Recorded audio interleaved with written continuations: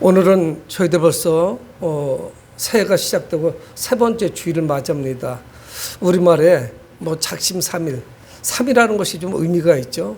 성경에서는 성삼위 하나님, 또 삼자와 관련되는 그런 완전수로 여러 가지 의미가 있지만, 우리나라도 처음에 우리가 계획하고 목적한 바를 한 3일쯤 되면은 조금 결심이 무뎌집니다. 특히 남자들이 술이나 담배를 새해는 끊겠다고 작정을 하고 시작을 하고 얼마 가지 못해서 없었던 일이 되고 말이죠. 여러분, 우리도 올 한 해를 시작하면서 분명한 비전이 있었고 목표의식을 가지고 한 해를 시작을 합니다. 근데 참으로 여러 가지 일들이 우리를 찾아옵니다. 우리의 결단이 약해져서 또 무뎌져서 포기하는 경우도 있지만, 환경이 또 바뀌게 되고 또 좋은 일은 일찍 성취가 돼서 또 그래서 다른 비전을 향해서 달려가면 얼마나 좋겠습니까? 우리는 하나님께 모든 것을 맡기고 또 우리 주님께서 어떻게 일하실지 그 응답을 기다리는 중에 있습니다. 그런데 문제는 뭐냐면 종종 위기가 찾아옵니다. 그리고 우리의 어떤 목표나 계획을 미세하게 조금씩 좀 틀어가는 경우도 있을 수 있고, 확실하게 분명하게 각도를 꺾어야 되는 이런 경우도 찾아올 겁니다. 근데 가장 큰 문제가 뭐냐면 하나님을 잠깐 잃어버리는 겁니다. 대표적인 것은 뭐냐면 우리가 어떤 목표나 계획을 세우고 살아가다가 생각지 않게 문제가 훤히 보이고, 이거는 이렇게 하면 좀 되겠다는 자기 나름대로의 어떤 그 감이 확 다가오는 경우가 있습니다. 그러면 하나님을 잊어버려요. 이 상황이 내 눈에 너무 명확하게 찾아오니까, 보이니까 내가 스스로 무엇인가를 해보고 싶어 합니다. 여러분, 누가 지름길이 있는데 멀리 돌아가겠어요? 그 힘든 길을 누가 가기를 원하겠습니까? 이럴 때 이제 우리는 목표를 잃어버리고 우리 스스로 무엇인가를 해보려고 하다가 잘 되지 않아서 낭패를 보는 이런 경우가 허다하게 많습니다.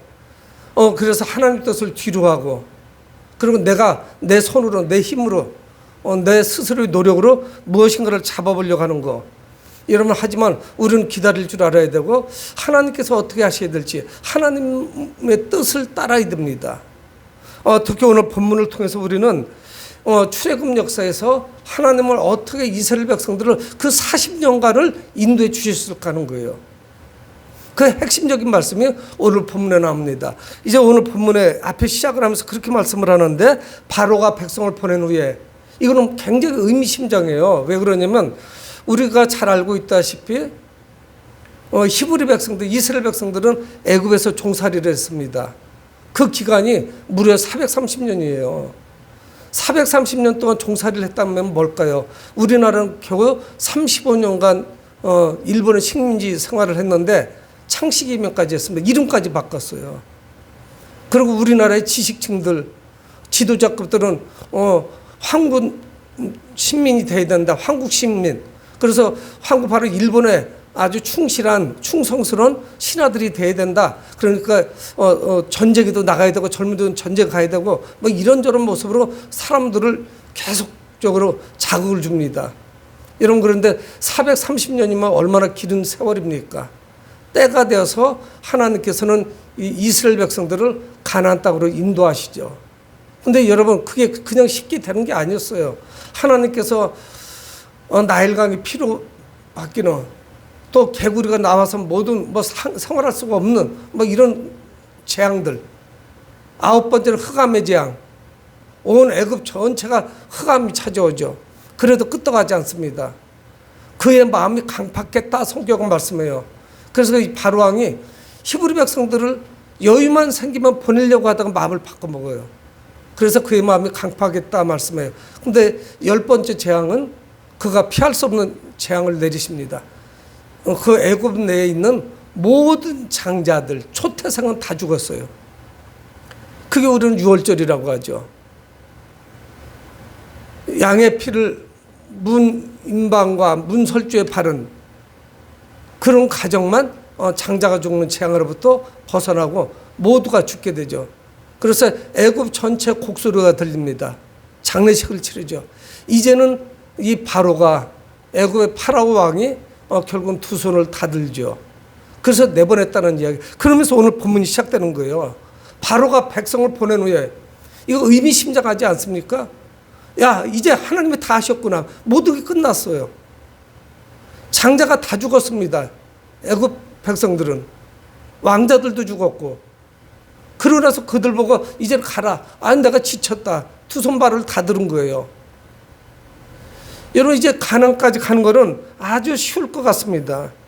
그런데 하나님께서 하시는 일이 오묘하고 이해할 수 없는 경우가 너무 많습니다. 장자가 죽는 일이 생기고 이제 이스라엘 백성들을 놓아줬는데, 그런데 문제는 뭐냐면 가나안으로 가는 길이 두 길이 있어요. 하나는 뭐냐면 대상이라고 하죠. 이 대상은 뭐냐면 그 낙타에다가 짐을 바리바리 싣고서 일종의 이게 화물차예요. 지금으로 말하면 그것이 뭐 비행기도 될 수 있고 배도 될 수 있고 화물선이 될 수도 있고, 어떻든 그 낙타나 또는 다른 가축에 싣고 장사하는 사람들이 다니는 길입니다. 이거를 왕의 대로라 그래요. 이거는 지름길이에요. 그래서 이 왕의 대로라고 하는 지중해 연안으로 가나안 땅으로 가면 그 길로 가면은 늦어도 4일 내지 5일이면 도착이 됩니다. 여러분, 여기가 어딘 줄 아세요? 지금 이스라엘하고 하마스하고 작년 가을부터 계속 티격태격하고 미사일을 쏘는 이 지역이에요. 이 길을 통과해서 가나안 땅으로 들어가면 바로 이스라엘이란 말입니다. 이게 지름길이에요. 그래서 오늘 이제 사건이 벌어집니다. 바로가 백성을 보낸 후에 블레셋 사람의 땅의 길은 가까울지라도 하나님이 그들을 그 길로 인도하지 아니하셨다 말씀합니다. 문제는 뭐냐면 뭐 다 된 것 같았어요. 애굽의 장자들이 죽고 애굽의 왕은 항복을 했고, 그리고 이스라엘 백성들을 놔줬고, 이제 출발을 하는데 하나님께서 지름길로 노하시는 거예요. 지름길로 인도를 안 하시는 거예요. 여러분, 우리는 올 한 해 동안 계획을 세우고 목표를 세우고 비전 가운데 일을 하는데 손앞에 잡히는데 이 결과가 뻔한데 하나님이 그쪽을 거부할 때 우리는 하나님의 음성이 안 들립니다. 왜 이 지름길을 놔두고 하나님은 자꾸 일로 우회로로 우리를 인도하시지? 정말 비효율적으로 보이는 거예요. 그래서 우리 마음에 갈등이 생기죠. 그래서 대다수가 하나님 뜻을 거역합니다. 여러분, 누구나 최단 기간에 갈 수 있는데 뭐하러 뺑뺑 돌을 이유가 없잖아요. 근데 하나님은 안 되신다는 거예요. 왜 그러냐? 블레셋의 성읍이 있어서 견고한 성들이 여러 개가 있단 말이에요. 근데 거기를 통과하면 문제가 발생합니다. 전쟁을 치러야 되고, 전쟁을 하게 된다면 이스라엘 백성들은 아예 애굽으로 다시 돌아가겠다고 할 거예요. 그래서 오늘 본문 그걸 말씀하는 거예요. 하나님이 그들을 그 길로 인도하지 아니하셨으니 왜 그랬느냐?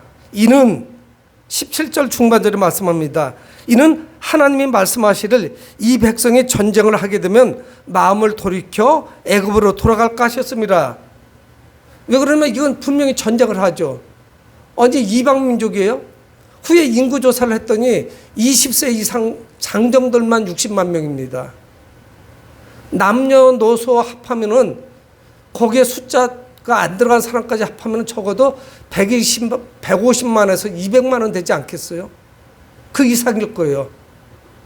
대전시 인구보다 훨씬 더 많은 인구가 거기를 통과하겠다고 하는데 어떤 나라가 그걸 허용을 해주겠습니까? 이거는 분명히 전쟁이 일어나는 거예요. 그리고 전쟁을 하면은 결과는 뻔합니다.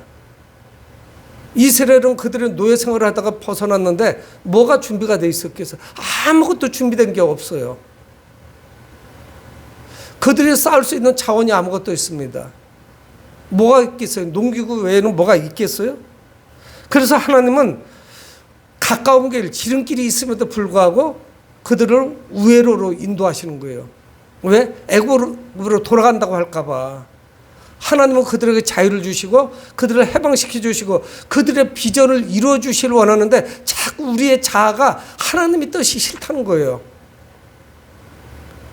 내 생각과 내 계획과 내 이성과 모든 것을 판단해 봤을 때 하나님께서 말씀하시는 것은 천부당 만부당에 안 맞는 거예요. 그래서 자꾸 우리는 우리 고집을 내섭니다. 내 뜻대로 하겠다는 거예요. 여러분, 기도해야만 문제가 해결되는데 기도보다는 내 방식을 추구하는 거예요. 그래서 인맥을 동원하고 사람을 동원하고 돈줄을 찾아보고 이렇게 문제를 해결해 보는 거예요. 몸이 아프면 어디 의사가 용한지 이거부터 찾아보는 거예요. 여러분, 그것도 물론 중요하죠. 그런데 우리는 기도하고 주님의 뜻이 무엇인지를 묻지를 않아요. 내가 계획한 게 전부예요. 여러분, 우리는 그걸 믿음이라고 말씀하지 않습니까? 그래서 하나님은 우회로를 선택하십니다. 시간이 조금 걸려도 이들을 안전하게 하나님이 인도하시겠다는 계획을 세우십니다. 그래서 18절에 그러므로 하나님이 홍해의 광야길로 돌려 백성을 인도하시면, 홍해로 인도하시면 어떻게 돼요? 바다인데 광야길로 인도하시는 거예요. 물론 거추장스러운 건 없어요. 누구하고 부딪혀서 싸우지 않게. 왜 거긴 사람들이 안 살을까요? 광야길이니까. 땅이 원체 척박하니까 사람들이 안 사는 거예요. 근데 물도 있고 농사도 지을 수 있고 양도 칠 수 있는 곳, 왕의 대로라고 하는 지중해 연안, 그 지름길은 못 가는 거예요. 그래서 그 길로 하나님이 인도하시는 거예요. 여러분, 군사 조직도 부족하고 무기도 조잡하기 짝이 없고 무슨 준비가 돼 있지도 않고 시스템도 떨어지고 아무것도 돼 있지 않아요. 정말 오합지졸에 지나지 않습니다. 그래서 이 광야가 하나님이 보시기에는 최상의 길이에요. 여러분, 올 한 해 동안 우리가 살아가면서 지름길이 뻔히 보이지만 하나님이 우리를 뺑뺑 돌리실 수 있습니다. 다른 길로 인도할 수 있어요. 근데 하나님이 인도하시는 길은 늘 완벽한 길이에요. 근데 우리는 그걸 인정하려고 안 해요. 그리고 시간이 흐른 다음에 후회를 합니다. 이스라엘 백성들은 광야에 들어가서도 늘 불평불만했어요. 그게 떠나지 않았습니다. 여러분, 오늘 우리는 2024년 들어서 세 번째 주일을 맞이합니다. 목사님, 저는 날씨 매우 민감한데 특히 겨울에 민감해요. 그래서 일기예보를 한 10일치까지는 나오는데 늘 매일매일 봐요. 하루에 몇 번씩 봐요. 빙판이 되지 않을까? 눈이 내리지 않을까? 온도가 많이 떨어져서 차를 끌고 가다가 새벽기도 같은데 위험하지 않을까? 별 생각 다 해요. 그래서 날이 좀 추워도 비가 내리지 않거나 얼지 않고 눈이 안 내리면 굉장히 좋아요. 추운 거는 좀 버틸 수 있죠. 여러분, 변수가 많습니다. 지금 이제 오늘 저희들은 2024년 세 번째 주일을 맞이하는데, 여러분, 우리 마음에 빨리 어떻게 서둘러서라도 뭔가를 좀 해보고 싶은 이런 충동이 생기죠. 많은 갈등들이 생길 수 있어요. 내가 계획 세운 게 잘못된 건가? 이거를 포기하고 새롭게 한번 세워볼까? 자꾸 흔들리죠. 이거는 안 될 것 같으네. 여러분, 하지만 이 1월이 지나면 2월에 들어서고 이제 춘풍 봄바람 불기 시작할 겁니다. 여러분, 우리가 생각하는 거하고 달라요. 우리가 침착하게 하나님이 무엇을 원하시는지, 하나님께서 내게 주시는 길이 무엇인지 이거를 기다려야 돼요. 여러분, 그러지 않으면 2024년도도 굉장히 어지럽게 우리가 갈 수밖에 없습니다. 그러면서 오늘 말씀에 분명하게 우리를 향해서 말씀합니다. 이스라엘 자손이 애굽에서 대를 지어서 나올 때 뭐 하라는 거예요? 요셉의 유고를 가지고 나가라는 거예요. 19절에 말씀합니다. 모세가 요셉의 유고를 가졌으니, 모세는 기억하고 있었어요. 이스라엘 백성들이 애굽에서 종살이 하다가 노예 생활하다가 하나님께서 주시는 그 적과 꼴이른 땅, 가나안 땅으로 갈 때는 조상 할아버지인 요셉의 유고를 가지고 가야 돼요. 그래서 이장해야 되는 거예요. 이미 그 위에 할아버지들인 아브라함이나 이삭이나 이들은 그쪽에다가 장사 지냈죠. 그쪽에 묘가 있단 말이에요. 가나안 땅에. 이런 건데 매우 중요해요. 요셉의 유고를 가지고 나와야 돼요. 여러분, 이 요셉은 누굽니까? 야곱의 12아들 중에 11번째 아들이에요. 그 누구보다도 성경에 보면은 요셉을 사랑했어요. 왜 그러냐면, 이것도 문제가 있을지 모르지만 11번째와 12번째 아들 요셉과 베냐민은 자기가 사랑하는 라헬의 자녀예요. 그날 레아나 또는 여종 둘을 통해서 낳은 자녀가 10명. 근데 11번째 아들인 요셉을 사랑해요. 그래서 성경 뭐라고 말씀하냐면 색동옷을 지어 입혔대요. 다른 형들이 볼 때 불쾌한 거예요, 이게. 늘 우리 아버지는 편견을 가지고 자식들을 대해줘. 그럼 얼마나 미워하겠어요. 그리고 꿈 이야기를 합니다. 그러니까 그 꿈 해몽은 결국 뭐냐면 형님들이 나에게 절할 것이라는 거예요. 여러분 그 이야기를 듣고 누가 좋아하겠어요. 그래서 어떻게 보면 그 아버지인 야곱, 이스라엘이 그 아들에 대한 편견, 정말 눈에 띌 정도의 이 편견이 형제들의 그 우애를 다 갈라놓습니다. 더군다나 형들이 자기에게 절할 것이다? 곡식단이 절한다고는 꿈을 꾸지 않나. 해와 달과 별이 자기에게 절하는 꿈을 꾸지 않나. 그리고 그 이야기를 자랑스럽게 이 요셉이 이야기하죠. 결국 어떻게 됩니까? 형들에 의해서 애굽으로 팔려간 거죠. 그래서 애굽에서 종살이가 시작된 거예요, 사실은. 그의 삶은 파란만장합니다. 17살에 팔려가가지고 30살이 돼서 총리 되신대요. 그의 꿈이 이루어진 거예요. 요셉은 꿈쟁입니다. 꿈의 사람이에요. 늘 꿈을 꿨어요. 보디발의 집에 있으면서도 하나님께서 요셉 때문에 그의 그 가정에 복을 주셨고, 그가 옥살이를 하는 동안에도 하나님께서 그에게 복을 주신 거예요. 가뭄이 들었을 때 바로 왕의 그 꿈을 해몽해주고 그 총리 되신 데죠. 기근이 심합니다. 그래서 그 아버지 이스라엘 야곱이 아들들에게 시킨 거예요. 저 애굽에는 풍년이 들었으니까 거기 가서 좀 양식 좀 구해와라. 그래서 어떻게 됩니까? 그 형제들이 와서 그 총리 대신인 국무총리인 요셉에게 절을 하죠. 그의 꿈이 이루어진 거예요. 형들은 어려서 팔아버린 그 동생의 얼굴을 못 알아봐요. 바로 쳐다볼 수도 없었거니와. 성경은 창세기 그 뒷부분을 다 그의 이야기를 말씀하지 않아요? 결국은 어떻게 됩니까? 아버지까지 다 내려오죠. 그래서 그들이 내려서 70명이 그 430년 동안 번성해져서 그래서 애굽에서 종살이를 하는 거예요. 그런데 중요한 사실은 뭐냐? 창세기 50장 25절에 그 요셉이 형제들을 다 살린 그 요셉이 아버지까지 살린 요셉이 그래서 그 하나님의 약속이 끊어질 뻔했는데 그 애굽 땅에서 그 약속이 이어진 거예요. 누구 때문에? 요셉 때문에. 요셉이 형제들을 다 살린 거예요. 근데 그가 죽음을 앞두고 유언을 남깁니다. 그래서 창세기 50장 25절에 보면 하나님이 반드시 당신들을 돌보시리니 이게 왜 이래요? 그 형제들은 늘 불안불안한 거예요. 요셉이가 우리에게 보복하지 않을까?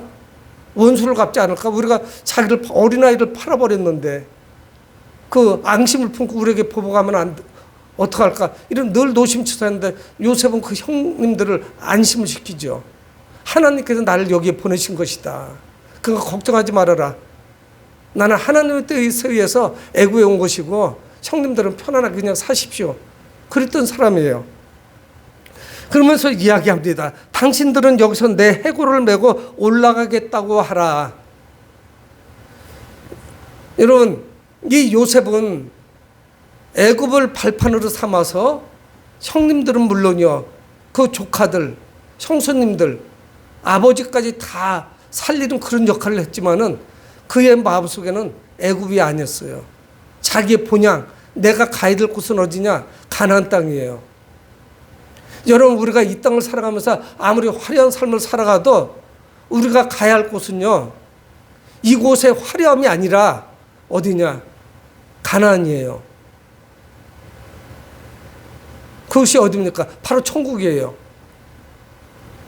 여러분, 우리는 여기서 잠시 머물러 있지만 여기가 항구적으로 우리가 머물 곳이 아닙니다.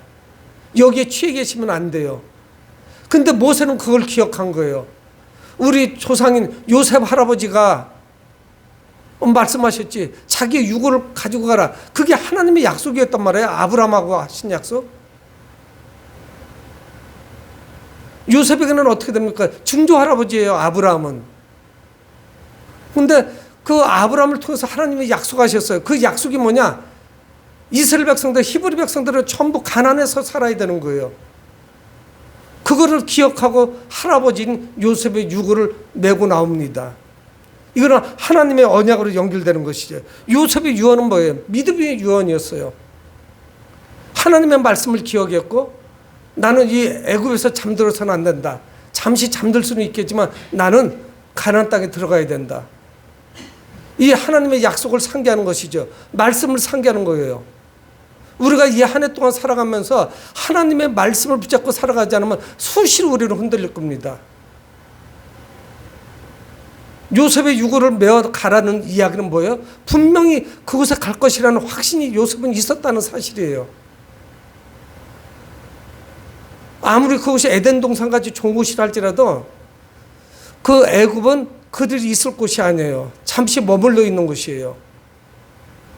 여러분, 우리는 우리의 본향을 잊으시면 안 돼요. 하나님의 약속은 아무리 시간이 많이 지나도 430년이 지났지만 불변입니다. 하나님의 약속을 믿고 지금 가는 거예요. 모세는. 하나님도 그렇게 말씀을 하고 계시지만, 여러분, 비록 이스라엘 백성들이 먼 길을 우회하고 거기에다가 조상인 요셉 할아버지의 그 유고를 메고 그러고 가는 거예요. 하나님이 말씀하셨고 또 하나님이 말씀하셨던 요셉의 유골. 여러분, 2024년 이 한 해를 우리가 살아가면서 하나님의 말씀이 내 삶의 중심이 되어야 됩니다. 어떤 비즈니스를 잘하는 사람, 뭐를 잘하는 사람, 이런 사람들의 말에 귀담아 들어서는 안 돼요. 저는 유튜브를 통해서 설교도 듣고 간증도 듣는데 왜 그렇게 돈 벌게 해주겠다는 사람이 많아요? 여기에다가 투자하면 10배 이상 튄다는 거예요. 아니, 그러면 자기가 벌지 그걸 왜 우리 보고 돈 벌으라 그래? 그 좋은 기회를. 여러분, 그런 거에 넘어갑니까? 그것에 어떻게 솔깃해요? 투자를 해서 돈을 버는 것도 어느 정도지. 여러분, 사기꾼도 나쁘지만 사기를 당하는 사람도 나쁜 거예요. 왜 일확천금을 우리는 꿈꿉니까? 그게 가능한 이야기예요? 그렇게 고급 정보고 좋은 정보면 우리에게 알려주질 않아요. 근데 성경은 뭡니까? 하나님의 말씀은 우리가 어떻게 복된 삶을 살 것인지 분명히 말씀하고 있는 거예요. 여러분, 하나님은 그냥 그들을 홍해길로 인도하신 게 아니에요. 먼 길로 뺑뺑 돌아서, 여러분, 광해길로 들어가면 아무리 빨리 가도 한 달 이상 걸리는 거예요. 4, 5일이면 갈 수 있는 곳을 한 달 이상 걸려요. 근데 후에 보니까 40년 사실 걸린 거예요. 여러분, 그 길을 그냥 갈 수 있겠어요? 하나님이 함께 하시지 아니하면 우리는 끝나는 거죠. 여러분, 이 한 해도 아직 1월도 다 지나지 않았는데 지금 포기할 수는 없죠. 우리의 꿈이 무뎌지면 안 되죠. 작심삼일이 되면 안 되죠. 또 어떤 분은 아무 꿈도 안 꾸는 분도 있을 거예요.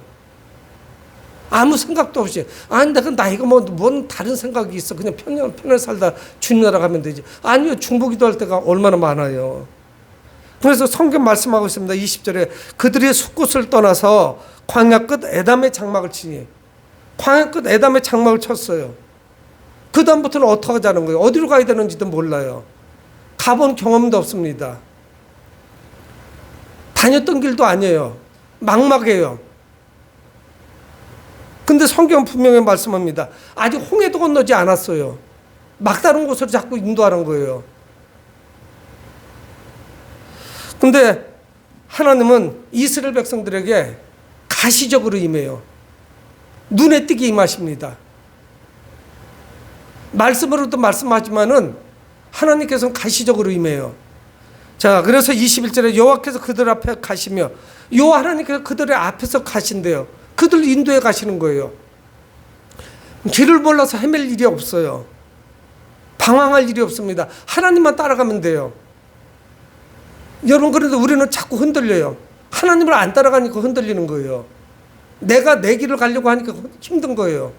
계속 그렇게 가면요, 목적지에 도착이 안 됩니다. 그 비전을 이룰 수가 없어요. 누가 이 길을 한번 해보자. 나는 내 길을 가란다. 마이웨이. 우리 삶에 그런 건 없어요.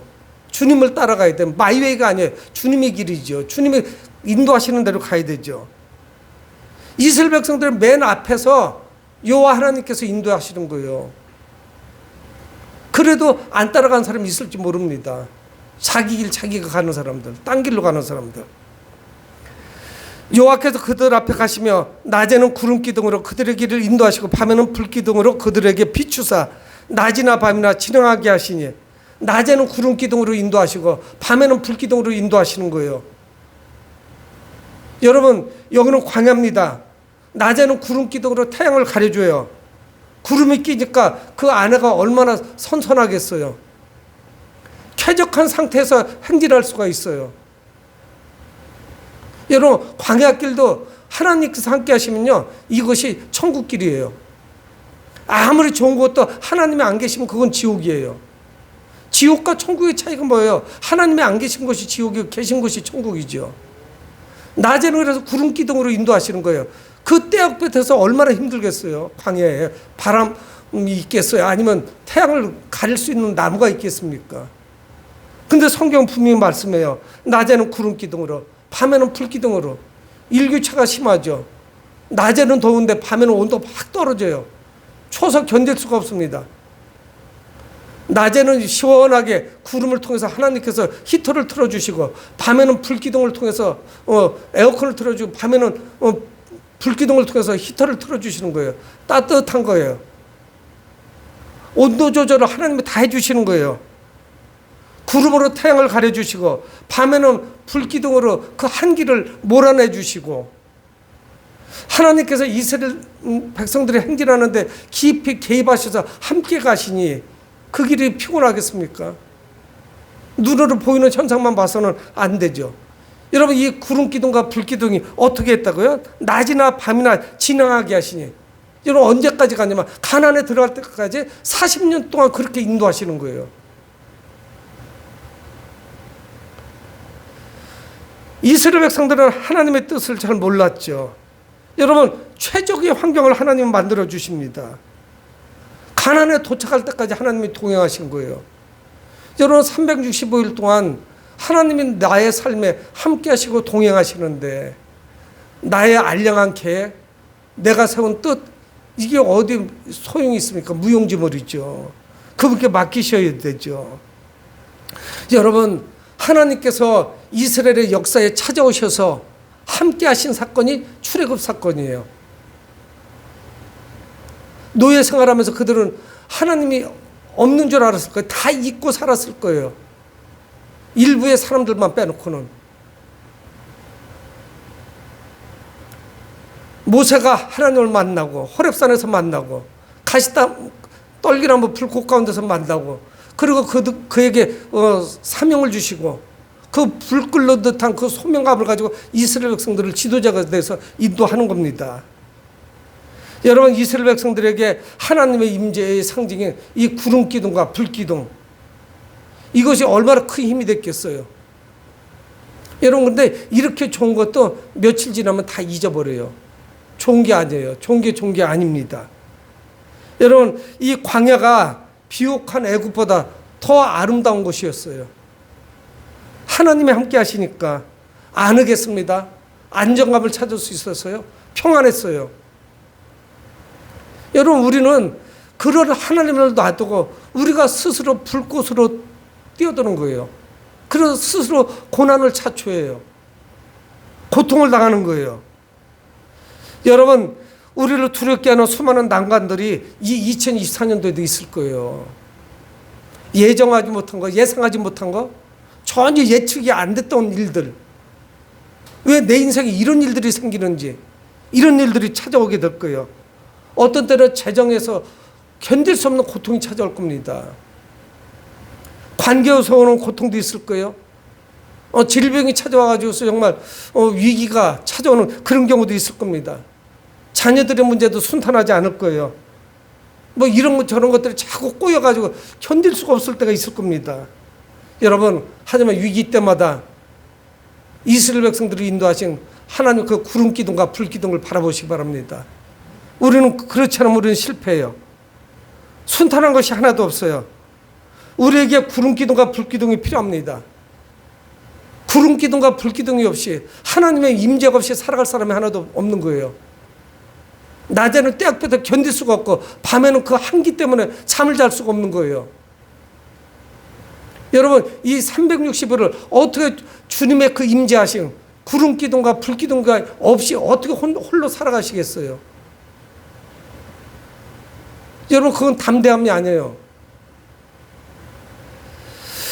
사랑하는 성도 여러분, 새해에는 환경을 바라보지 말고 그 대낮에 떼역볕이나 밤에 한기를 바라보지 마시고 눈을 들어서 하나님을 바라보시기 바랍니다. 하나님이 이스라엘 백성들을 가나안으로 인도하시듯 우리도 최선의 길로 인도하실 거예요. 그 하나님과 동행하시는 여러분들이 되시길 주의 이름으로 축복을 드립니다. 고마우신 아버지 하나님, 주의 은혜를 감사합니다.